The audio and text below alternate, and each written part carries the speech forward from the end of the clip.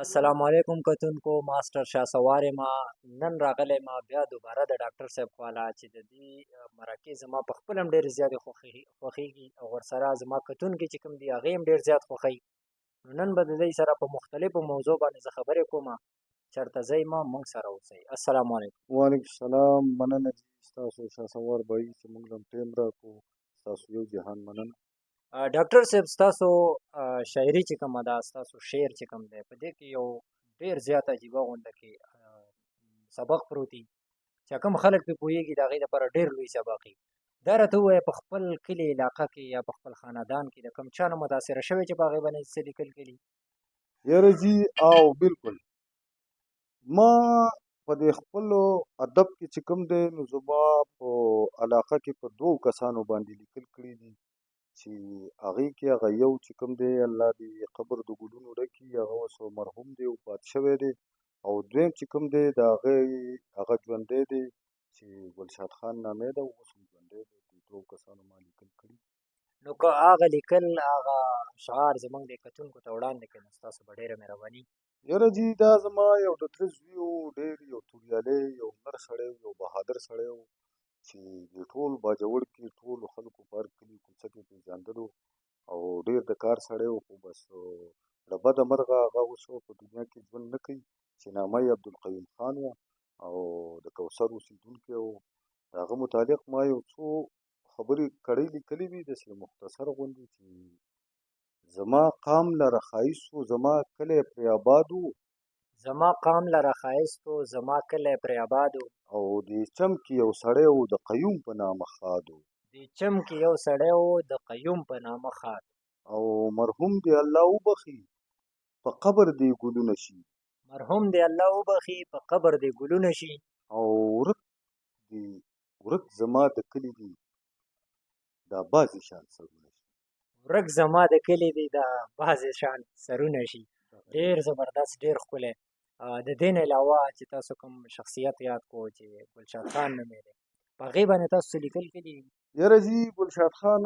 چې کوم دی دا هم زما د قوم قبیلې سړی دی، او د خطا په مولانو کې راځي، موږ ته د کوثر مولان وایي. نو هم یو شخصیت دی زما د دې قوم او زما د دې علاقې. هغه متعلق ما داسې یو دغه لیکلی و چې یاره ټول خو به راته نه یاد، خو چې د کوثر په کنډو واوړي په ډېرۍ تلې نیغه لاره، هلته کې اوسي د مولانو یو سالار، او په نوم یادېږي ګلشاد خان، خو نور راته د هغې اوس هغه دغه نشته، هغه کتاب را سره موجود دی. ډېر زبردست. انشاءالله هغه به بیا په بله مرکه کې موږ ته پوره د دې چې څومره اشعار دي هغه به را سره ټول شریکوئ. خو بله ورځ زه راغلی وم دلته ستاسو دې علاقې ته، دې کلي ته راغلی وم. دلته ستاسو په دا کوم کینډیډیټ چې ستاسو ولاړ دی لایق زاده لایق صاحب، د دوی ځای ته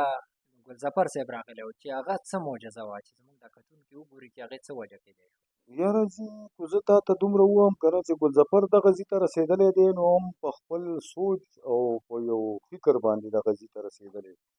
نو هغه هم په دې علاقه کې ژوند کوي، او هغه سوشل میډیا هم ګوري، فالو کوي، د هغه نور داسې ملګري چې هغه یې ګوري. نو د ګلظفر سره چې کوم زموږ په پي ټي آی په مقابله کې بل کوم کاندیډیټ و چې د هغه نوم ګلداد خان دی، او د برنګ ډېر معتبره خلک دی، د برنګ سره یې تعلق دی. هغه زموږ د دې علاقې MNA پاتې شوی و، او په هغه وخت کې ورله موږ ډېرې زیاتې منډې ترلې کړې وې، خو لکه زمونږ هغه کوم مراد چې و نو په هغې باندې هغه پوره نه و. نو د دې په سوچ کې چې ما دا د کوم کاندیډیټ آغاز کړی و، نو ګلظفر آیا د هغه خواله نه چې زما خواله راغلی و، صحیح. او په دغه کې هغه زما دغه نه راغلی و، هغه هم پوهېږي چې یاره په یو ویکټ باندې سړی غورځېږي. نو زمونږ انشاءالله چې دا به زه وایم چې د ګلظفر رایې وي، او د ټولې پي ټي آی د ورکرو به وي چې موږ به په دې سیټ باندې انشاءالله د پي ټي آی د نظریاتي کوم کاندیډیټ چې ما انتخاب کړی لایق زاده لایق چې د هغه نشانه چینکه دی، نو دا به انشاءالله موږ کامیابو انشاءالله. او تاسو د خانانو مطابق دا کوم چې زموږ د دې علاقې کوم خانان دي، کوم ملکان دي، د هغې په هکله ستاسو څه سوچ دی، څه نظریه ده ستاسو؟ یاره زی زه که تاسو ته دومره ووایم نو چې موږ خو په معموله خلکو کې راځو، خو په دې علاقه کې پخوا نه د نواب یو راج و چې کوم راج یې و نو هغه دغه چې کوم و نو په دې علاقه باندې زموږ د میا ملا خلکو ختم کړی و. دیو د هغې د دې د ځینه د هغو هغه کوم راج چې و په دې زموږ په غریبو خلکو چې دوی په خپلو ځمکو او په خپلو دغو کې د هغو غلامانو نو هغه راج زمونږ د میا ملا خلکو ختم کړی و او دیو دغه کړی و. صحیح. نو د دغې د وجې نه نن هم هغه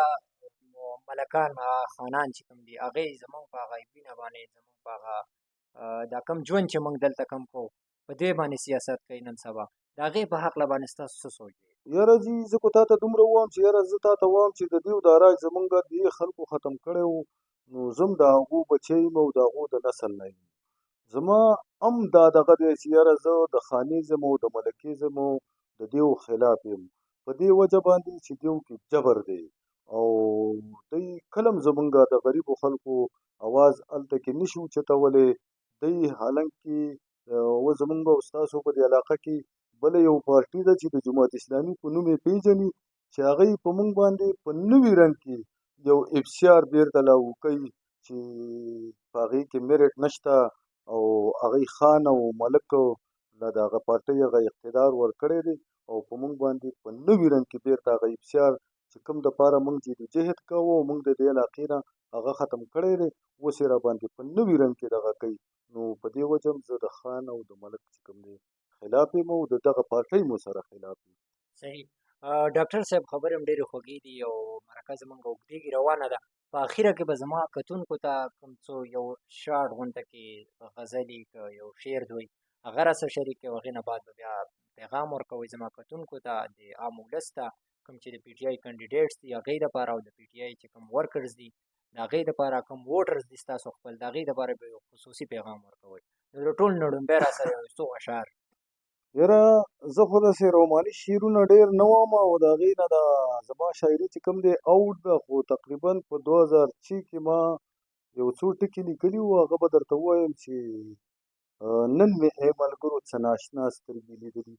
نن مې ای ملګرو څه ناشنا سترګې لیدلي او نن مې په ګودر کې د لیلا سترګې لیدلي واجبه نن مې په ګودر کې د لیلا سترګې لیدلي دي نظر چې مې پې پرېوتو نو زر یې سترګې ښکته کړې نظر چې مې پرې پرېوتو نو زر یې سترګې ښکته کړې دا ځل مې په ژوند کې د حیا سترګې لیدلي دا ځل واجبه دا ځل مې په ژوند کې د حیا سترګې لیدلي دي ډېر خوندور یو ځل بیا دا شی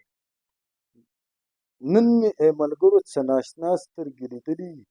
ما نن په ګودر کې د لیلا سترګې لیدلي او نظر چې مې پې پرېوتو نو زر یې سترګې ښکته کړې دا ځل مې په ژوند کې د حیا د سترګې حیا لیدلي سترګې دي او زه درته حیران یم ای حیاته د کوثر زه درته حیران یم ای حیاته د کوثر تا د چا سترګې لیدلي تا د چا سترګې لیدلي او تا د چا سترګې لیدلي پیغام به څه ورکوئ زما کتونکو ته څنګه چې ما مخکې ویلې د پي ټي آی کینډیډیټس ته ووټرز ته نو هغې دپاره به څه خصوصي یاره شهسوار بھائی خو زه تا ته اوس د خپل د ژوند دغه نشم کولی خو دومره ده چې شاعران چې کومي دا حساس وي د دې سره د قومیت او د قوم هغه شاعر چې کومي دې ته د قوم سترګې وایي. نو زه چې د خپلې معاشره کې د انسانانو ته ګورم نو لږ زیات داسې چې په دغه لار روان زما کوشش دا وي چې دا د دې دغه نه واړو ځکه چې زما پي ټي آی په نظریاتو کې داسې هلکان وي وایي چې که یاره چاته ووټو د پي ټي آی نه میلاو شو نو که هغه ستن و موږ به ورله ووټ ورکوو. نو زه په خپله د 2007 نه د پي ټي آی د عمران خان سپایي یم خو دا خبره غلطه ده ځکه چې موږ دې خلکو کې شعور نشته خو موږ هغه سړي له چې هغه چا له موږ په چا باندې موږ دغه کړی و اعتماد کړی و ووټ ورکړی و هغه موږ ته د هغه کارکردګي په 0% کې راغلې ده نو زه کله هم داسې نشم کولی موږ شعور لرو موږ به د عمران خان هم سپورټ کوو د هغه نظریه خو د خپل قوم او د خپلو علاقې خیال به هم ساتو ځکه چې اول موږ له خپل کور دی چې کله موږ د دې ځای نه سیټ یو نو بیا به موږ نور وروسته هغه د بل چا سیاست چې کوم دي هغه به بیا موږ وروستو فالو کوو. نو زما کوشش دا دی چې یاره څوک دې دا خبره نه کوي زما د کوم کینډیډیټ چې دی د دې نه ما په دې باندې حلف اخیستی دی موږ د عمران خان د قافلې سپایان یو زموږ به مرګ او ژوند انشاءالله د دغه نظریه دپاره وي خو د ګلداد خان دپاره به نه وي ځکه چې هغه د خان صاحب هغه نظریه چې کوم ده هغه بالکل زما په دې علاقه کې او زما په دې ولس کې او په دې دغه کې ختمه کړې ده. نو زه کوشش دا کوم چې موږ د خان صاحب هغه نظریه ژوندۍ وساتو او د ګلداد خان غوندې سړي باندې ختمه نه کړو. او کوم چې هغه توریالی ځوان کوم چې زه په اشعارو کې د هغه صفت کوم چې د هغه نوم دی ګلظفر خان باغي، په کار ده چې د باجوړ قوم چې کوم دی دی راپاڅېږي او د هغه جرت ته سلامي وکړي او په ووټ باندې هغه ونازوي، ځکه چې د هغه جابرانو خانانو هغه تکبر چې کوم دی نو هغه ګلظفر خان باغي د خپو یخته کړی و. ډیره مننه، ډیره مهرباني. کتونکو تاسو د ډاکټر صاحب خبرې واورېدلې او ډیر یو زبردست او بهترین میسج یې ورکړو چې یاره پکار ده چې کم خلک زمونږ خدمت کوي چې موږ هم د هغو خدمت ته ودرېږو د هغې د قول مطابق. نو که ستاسو د دوی دا خبرې ډېر خوښې شوي وي مخکې ورسره شیر کړئ، لایک یې کړئ او د خپلې رایې نه هم په کمنټ کې خبر کړئ. د دې سره ماسټر شاه سوار له اجازت راکوي. د لوی الله په امان.